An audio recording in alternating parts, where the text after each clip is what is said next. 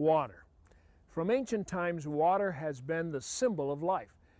That's because, in a sense, water is life. And those who keep water clean are guardians of our health. This is the first of a series of 6 instructional videos on effective operation and maintenance of separate and combined sanitary sewer collection systems. Professional wastewater collection system crews all over the world work hard to protect the environment from water pollution and people from health dangers. They serve the public with effectiveness and efficiency. They're proud to provide service marked by no backups and uninterrupted and odor-free performance.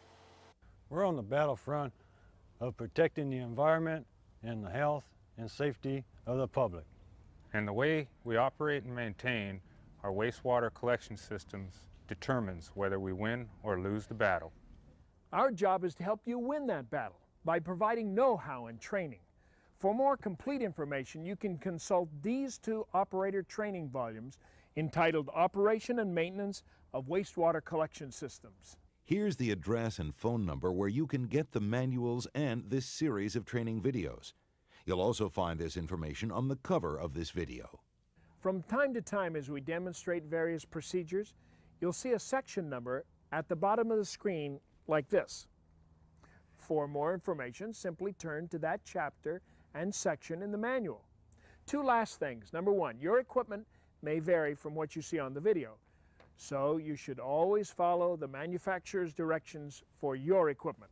Number 2, our friend Gonzo will pop in and out to demonstrate how not to do it. There we go. It's probably just some hair or something. I can get it with, it's the wrong size. You got a bigger one of these on the truck? See, I never used one of these. Procedures will be demonstrated by real crews and foremen in the field. Most areas are subject to flooding. Severe flooding conditions like these can create serious threats to community welfare. We want to do everything we can in the operation and maintenance of our collection systems to ensure that they don't contribute to the threat of public health. You know, I get a lot of the heat for this stuff that you find down in here, and I don't know what would make them think I'm responsible. I mean, that's crazy. I do a good job here, don't I?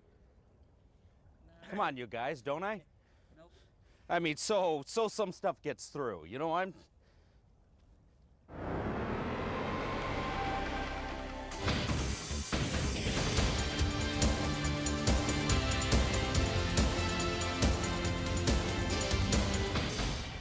In every civilization, in every corner of the world, in every place where people live together in communities, there have been systems to deal with waste removal. Of all the rules of community health, sanitation has always been number 1. That's why your job is so important. Now, the subjects we'll cover in this tape are the importance of wastewater collection systems, flow monitoring, inflow and infiltration, inspection of manholes, smoke testing, and dye testing. Of course, whenever you pull up on the job site, safety is your main concern. But because there are many training tapes on safety, this video series will only touch on safety. One thing is for sure. For the safety of your fellow crew members and your own safety, you need to be familiar with your agency's policies and procedures. Our collection systems must be properly operated and maintained. The tasks we are involved in are inspecting the collection system to identify problems that need correcting, selecting solutions to solve problems, cleaning sewers to prevent stoppages, controlling sources of inflow which may be a cause of overflows, underground repairs and rehabilitation of sewers, and operation and maintenance of lift station and force main. And always, the name of the game is teamwork. Regardless of which tasks you're performing, you could rely on work performed by other crews, and in turn, they rely on yours. Every task and every crew member is important for a successful O&M program.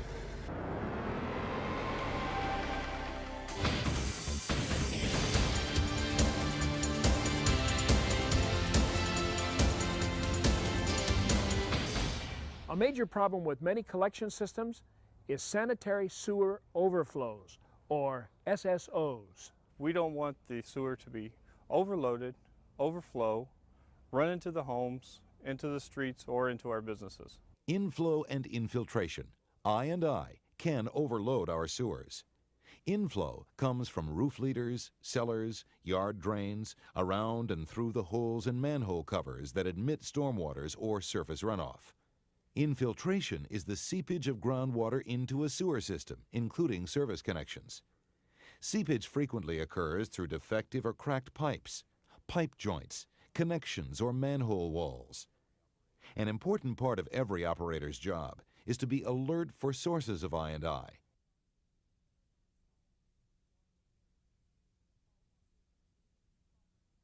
Flow monitoring and recording are very important procedures that help us to identify the cause of current problems and to forecast potential or future problems so that we can correct them before problems are created. Flow monitoring can be used to locate stoppages and to anticipate dry weather overflows. You should become familiar with the flows in your sewer. This is so that you can tell when there is a change or an increase or decrease. If these flow patterns change, this is a signal to look for the cause of the change and make sure the change does not cause a problem. By knowing the characteristics of the flows, you can schedule your work more efficiently. We do this by installing flow meters and monitoring the flow within the sewer. The meter is installed where there is a straight section of pipe upstream from the meter, and also where high flows downstream will not back up into the meter. The ultrasonic waves are transmitted to the surface of the flow. They are reflected off the water, read by the receiver, and converted to a flow measurement. The meter needs to be inspected regularly to be sure the metering section in the sewer is clean and rags or other debris are not disrupting or interfering with the flow. We use various sensing devices to measure the depth of flow in the sewer. This measured depth is converted to a flow reading, which is continuously recorded by the flow recorder. This record is what is reviewed to determine flow patterns.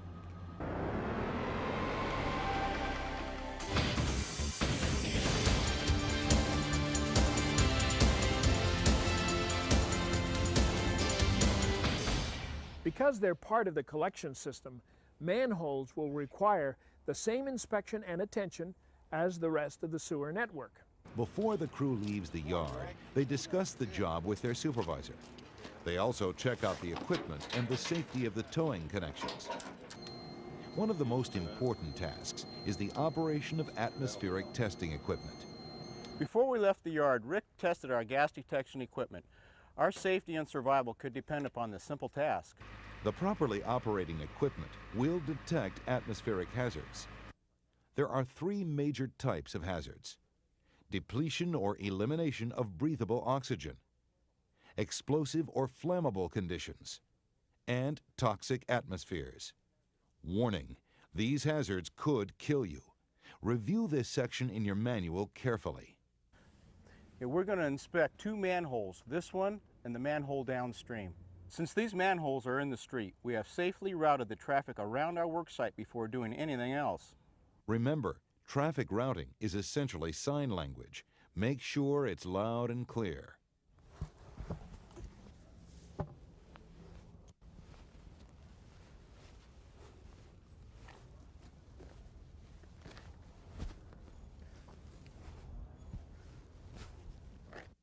Your State Department of Transportation or State Highway Department may also have a video on routing traffic around a job site. Here is information where you can order safety videos on work area and on confined space entry. Manholes are considered enclosed spaces or confined spaces, and special safety procedures and regulations have been developed for your protection. Refer to the manual for details regarding proper ventilation, ladders, tripods, ropes, buckets, and protective clothing. Just prior to entry, the foreman should hold a short briefing to explain the work sequence, the safety rules, the hazards, and the procedure to follow in the event of an emergency. Okay, take attention now. If you enter a confined space, make sure you carry a 5-minute escape capsule and wear the rescue harness and a hard hat. You know, you can use one of these things, the high-tech new equipment for your 5-minute time capsule. Heck, I can't even use my ATM card. I prefer the old way. We got our 5-minute time capsule here. You just put this on your head, you can breathe 5 minutes, 6 minutes, something like that if this baby's full. That's what I use for my 5-minute time capsule. Snug it up, snug it up. Tighter than that, no, you'll be. God! Ow! Ow! Hello, just a second. Cough. All right. You know, I prefer to work alone rather than have guys waiting for you up on the top. I mean, what good are they? I mean, in the old days, we'd just throw a bungee cord on, we hook it to our belt, boing, dive back down, you're pulled back up. I mean, it's not like no one wants to work with me. I don't want you to get that idea. I could get someone out here to help. Help! No smoking should be permitted inside the manhole or within 10 feet of a confined space. At least one person should remain outside the space while it is occupied. This individual acts as the watch person and maintains communications with the person inside the hole. Anyone in a confined space or enclosed space should get out immediately if the warning alarm on any instrument is activated. Activities like welding, soldering, cutting, heating, grinding, in short, any hot work, should not be permitted if the atmosphere contains a concentration of explosive gases greater than 10% of the lower explosive limit level. Remember, when you've signed the entry permit for an enclosed or a confined space, you've agreed to follow listed procedures. If you elect not to follow these procedures and an injury or a fatality occurs, you could be held legally responsible if you survive. The objective of manhole inspection is to determine the proper elevation or grades around the lid to be sure the lid isn't buried, and to examine structural integrity, often indicated by cracks. Another important reason for manhole inspections is to identify sources of I&I so they can be eliminated. When inspecting manholes, look for cracks, roots, sulfide damage, debris, grease, sand, gravel, leaking or bad joints, or other indications of stoppage or damage. Here is a list of other items to look for, most of which affect I&I. Potential for ponding on the cover. Regarding the cover, the fit, the distance above or below the grade, and any evidence of inflow. Frame adjustment and seal. Corbel and wall construction and condition. Bench and trough construction, condition, deposition, and evidence of infiltration. Pipe seal condition. Step conditions. Evidence of surcharging. Indication of groundwater level. Verification of pipe flow, direction, size, and type. And the presence of corrosive or dangerous gases. After you've discovered a manhole that has defects that need correcting, you should inspect that manhole on a more frequent basis. You should also take into consideration the cause of the defect. Existing manholes should be inspected every 1 to 5 years, and those in areas of heavy vehicle traffic should be inspected more often, because settling, wear, and damage is usually greater. New manholes should be carefully inspected before acceptance in the same manner as the rest of the pipe system. When you are working in a manhole and discover a serious defect, be sure and fill out a work order to have the defect repaired. You don't have to fill out one of those. See, I use these. What you do is you just get this stick. Hey, Bill, put this on the side of the chimney.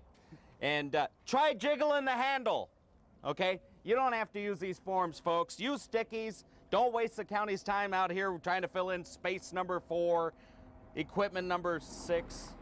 What does BU mean? Budgetary unit. Budgetary unit, yeah.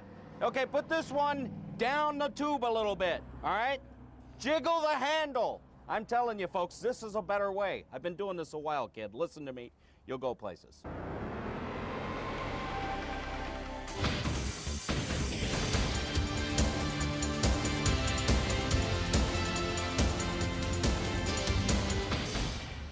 We've covered the procedure for working in a confined space and inspection of manholes.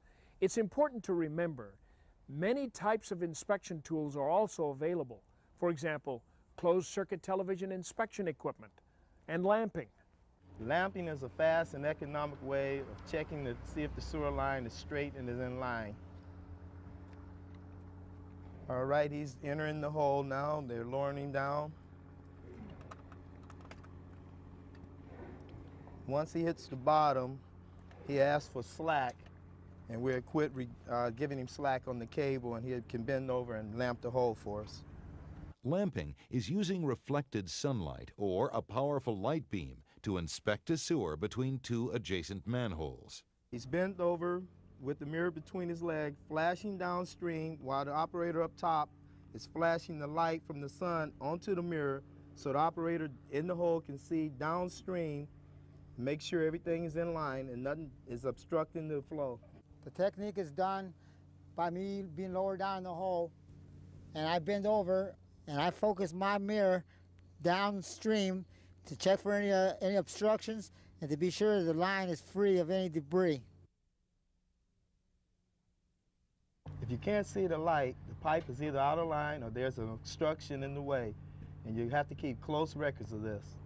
Never use lamping as the sole means of acceptance testing of new sewer lines. Remember, you cannot detect cracks, infiltration, or other pipe problems when lamping.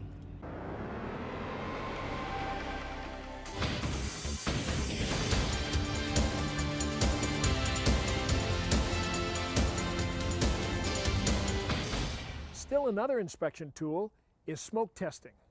Let's take a look at that right now. Smoke testing of wastewater collection systems is used to determine several things.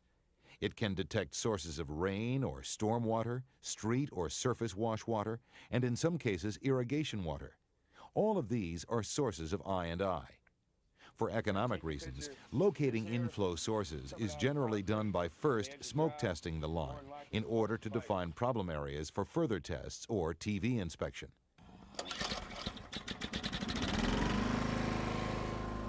All right, we just ignited 2 bombs in the line. We'll be taking, and it takes a minute for the smoke to start getting into the lines.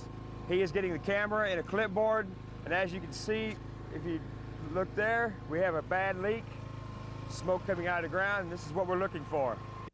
It can determine the location of certain types of illegal connections to a wastewater collection system, including roof leaders, downspouts, yard drains, industrial drains, and some types of cooling tower water drains.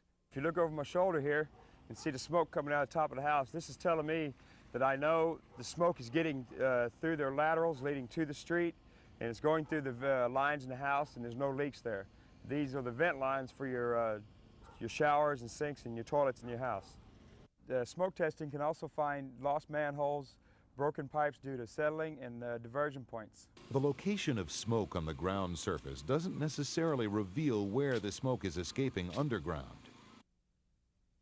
Because of the ground is dry, the smoke can escape. When the rains come, the ground is saturated and your smoke will not escape.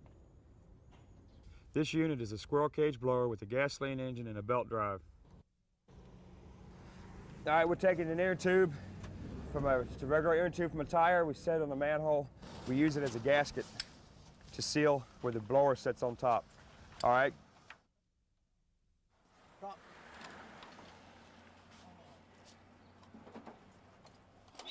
And a smoke testing crew usually contains 3 to 5 people. In our case, it contains 3. One is in charge. The others are observers and recorders. Sometimes another person is needed on the upstream manhole in case there's a chance of surcharging and flooding the streets. The reason we use a plug is to isolate either section of the sewer line depending on which one we want to do first. The plugs can either be mechanical or inflatable. Do you need to sandbag this? Let me take a look at it. Yeah, go ahead and put a sandbag on the downstream first. The reason we're using a sandbag on this one, since we've moved 1 block over, is that the flow is a little heavier on this side. A plug would back up the sewer too quickly, so go ahead and put a sandbag on the downstream. Where there are high wastewater flows that prevent safe plugging of a line to be smoke tested, you may use heavy canvas or curtains with weights or sandbags on the bottom to confine the smoke to the section being tested. All right, now what we're fixing to do is we're fixing to put another set of bombs off. Let me explain a little bit what these bombs are. They're a 3-minute bomb that lets out 35,000 cubic feet of smoke. We usually light 2 at a time. And hey, give me a double here. This is one that's been pre-made, to light off at the same time. Matt, you get that box, I'll show them how it's done. Just take a box of bombs here, and you take 2 of them. Here you go, put them back over there out of the way. And you just, the best way to do it is you line the fuses together. You start on the end and just wrap it.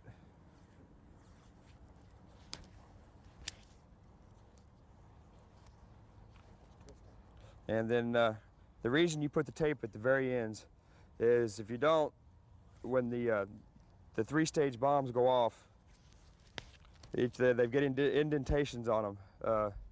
What it will do, it will burn. It has one there, and then there.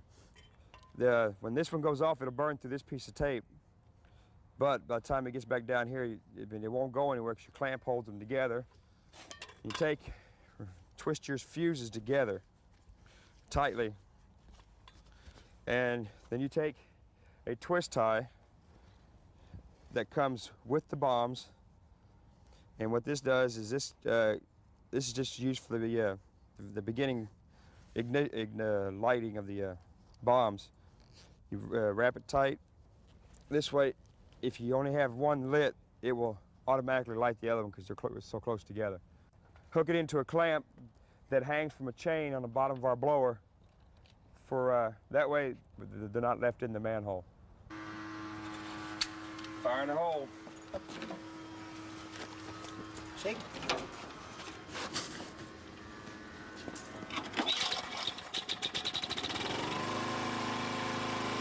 At the start of the operation, the smoke blower is located over the manhole.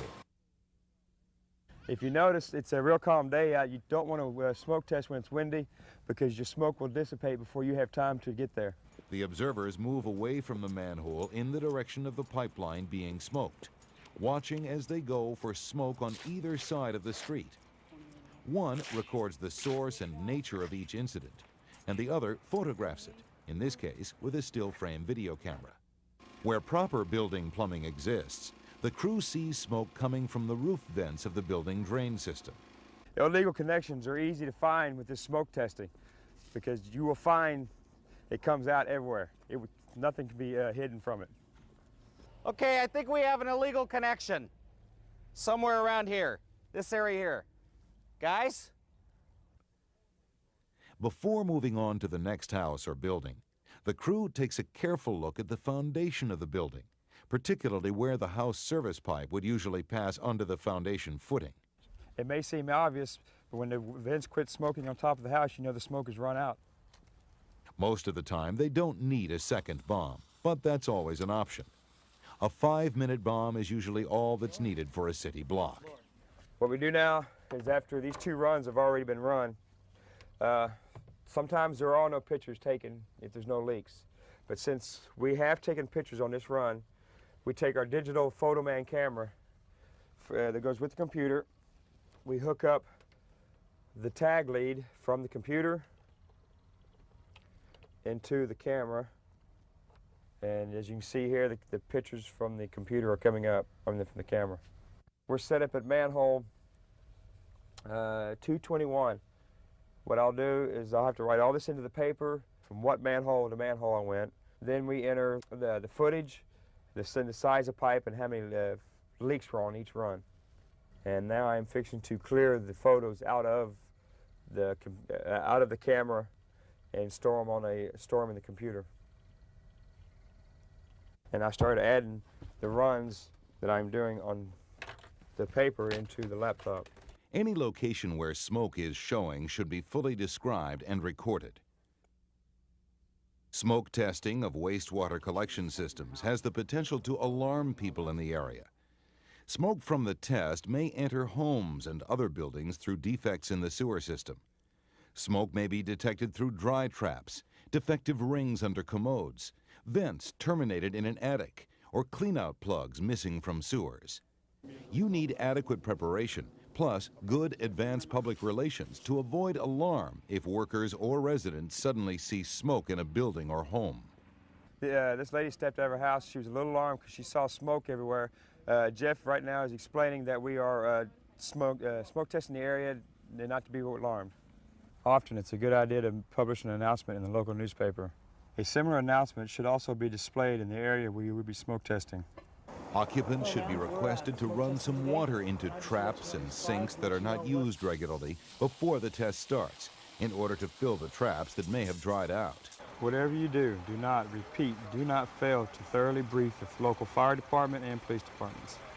All right, so we just wanted to let you know that we might have some smoke in Sector A. Yeah, we're doing some, might be Sector B as well. So Sector A and B could also move into Sector E. I'm not sure, but there's going to be a lot of smoke, nothing to worry about unless some of the grease catches fire. Then that could be real bad. Can you guys just stand by?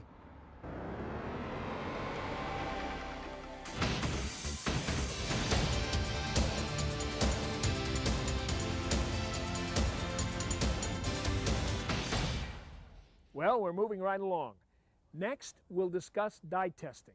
Dye testing is used to establish positively whether facilities or fixtures are connected to a wastewater collection system. Last night we've got a call for this cavity in the alley, and one of the methods we use for determining if the soil is getting into the sewer main would be to dye test it with the colored dye and water, and we would check downstream manhole to see if the dye shows up. If it doesn't, that would confirm that the dirt and the soil is actually getting into the sewer main. And also we use dye testing for looking for illegal taps and for infiltration into the mains.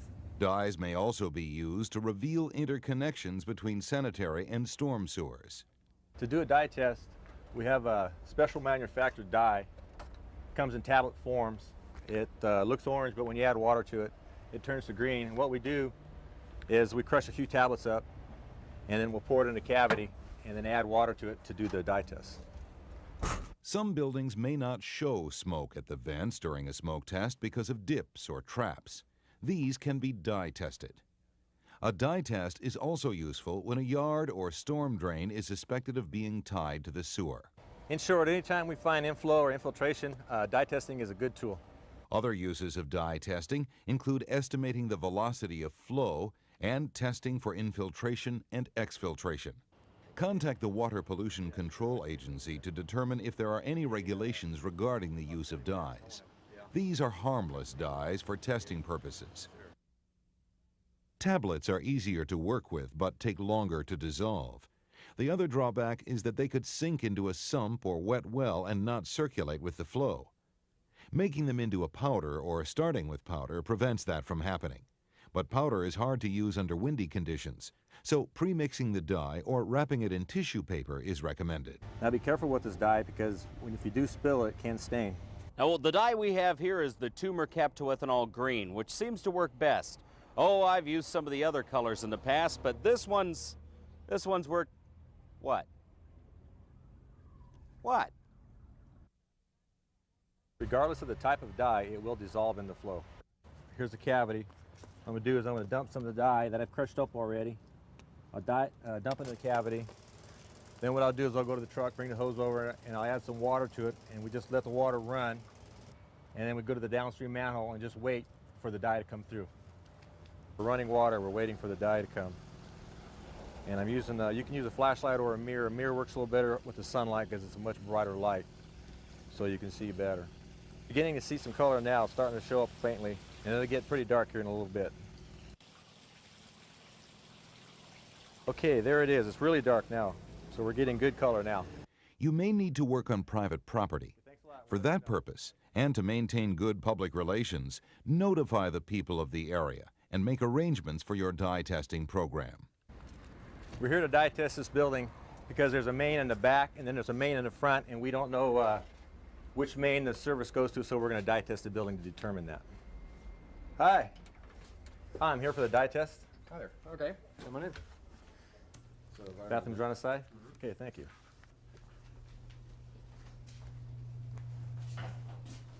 Okay, what I'm going to do now is I'll just dump a little bit of dye into the toilet. And we prefer to use a toilet instead of the sink because you get a little more water when you flush. than running the sink. It's a little bit faster for the dye testing. I just wait a second, make sure it goes down. Okay, that's sufficient. So the next step we'll do is we'll go out to the front main and out to the back main and just check the mains and find out which the main the dye will show up in. This is a good illustration of several different facilities that we need to do a dye test. Obviously, you'd want to start from the downstream and work your way up so you don't contaminate your previous dye test. And also we have several different other colors of dye we can use to perform the dye test. As you complete your dye test, you want to record your findings. Well, that's it for now. This has been one of 6 training videos on operation and maintenance of separate and combined sanitary sewer collection systems. Following is information on how to order these tapes and manuals. Thanks for your professional work as a guardian of health. We'll see you next time.